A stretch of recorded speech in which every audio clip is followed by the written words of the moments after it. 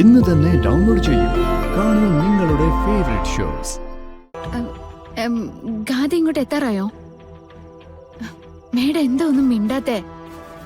ഞാൻ കേൾക്കുന്നുണ്ട് മേഡം. ഞാനേ ഇട്ടിരിക്കുന്ന ഡ്രസ്സിന്റെ ഫോട്ടോ അങ്ങോട്ട് അയക്കാം. ആ നിറത്തിലുള്ള ഒരു ഡ്രസ് ഇട്ടിട്ട് ഗാദി ഇങ്ങോട്ട് വന്നാ മതി. ഞാനേ ആരും കാണാതെ പെട്ടെന്ന് ഇവിടുന്ന് ഇറങ്ങിക്കോളാം.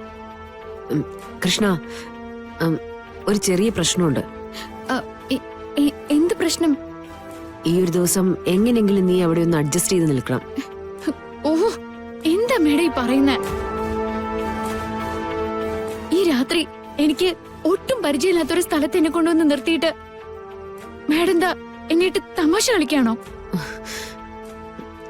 ഞാൻ പറയുന്നൊന്ന് കേക്ക്. ഇന്നൊരു ദിവസം നീ അവിടെ നിന്നേ പറ്റൂ. നാളെ രാവിലെ വേണ്ടതൊക്കെ ഞാൻ ചെയ്തോളാം. എന്നെ കൊണ്ട് പറ്റില്ല. ഈ നിമിഷം ഞാനിവിടെ ഇറങ്ങും.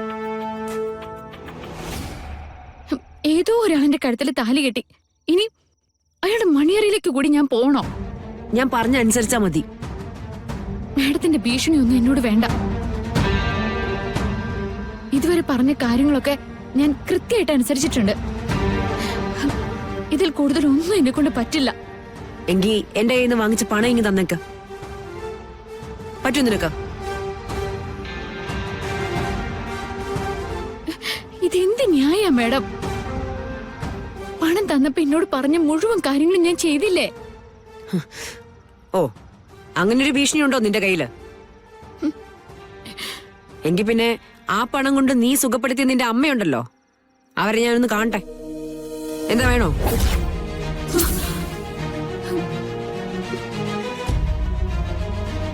അങ്ങനെ എനിക്ക് പോവേണ്ടി വന്നാ പിന്നെ നീ അങ്ങോട്ട് ചെല്ലുന്നതേ ചലനമില്ലാതെ കിടക്കുന്ന നിന്റെ അമ്മയെ കാണാനിട്ടായിരിക്കും.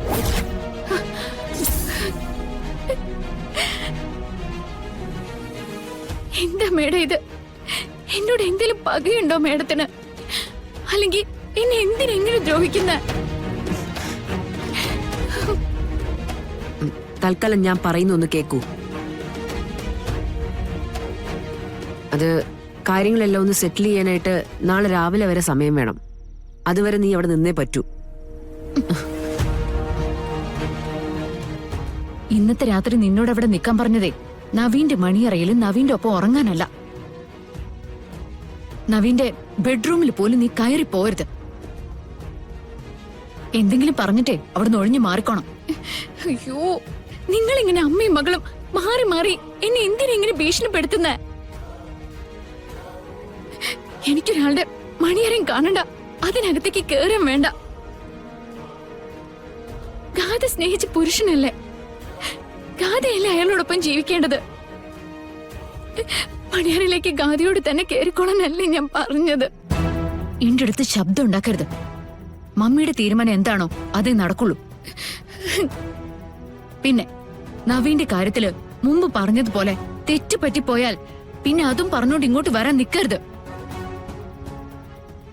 മമ്മിക്ക് പകരം നിന്റെ അമ്മയെ കാണാൻ പോകുന്നത് ഞാനായിരിക്കും. മനസ്സിലായോ? മര്യാദയ്ക്ക് എന്താ വേണ്ടെന്ന് വെച്ച് ആലോചിക്കും.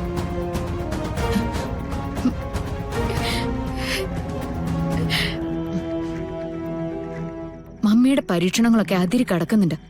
അവസാനം ഞാൻ ജീവിതകാലം മുഴുവൻ കരയാൻ ഇടവരരുത്.